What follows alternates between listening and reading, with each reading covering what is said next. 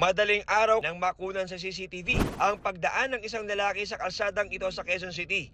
Pero imbis na dumiretso, bigla siyang huminto, nagmasid-masid at dahang-dahang bumalik habang tumitingin sa gilid ng bangketa.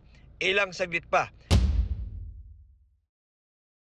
makikitang may tangay na siyang bata na kinuha niya habang mahimbing na natutulog ang mga magulang nitong mga ngalakal.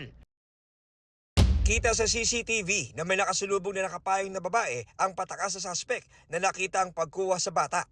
Ginising ng babae nakapayong ang mga magulang na dali-daling hinabol ng dalawang lalaki ang suspect. Pero mabilis na sumakay sa isang jeep na dumaan ang suspect.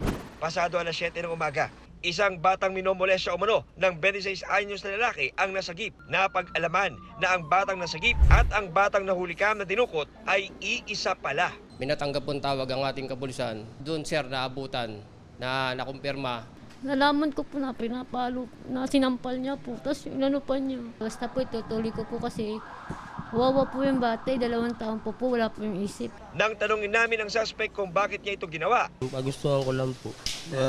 Kunin ko lang po siya. Kaya utusan ko lang pong manghingi po. Malimos po. Pasensya na po, nagawa ko po sa anak niyo po. Humihingi po ko ng tawad.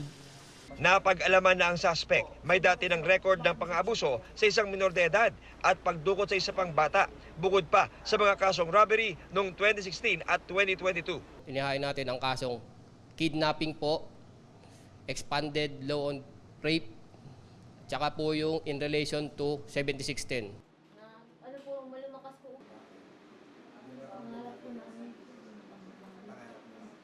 Yung pangalan niyo?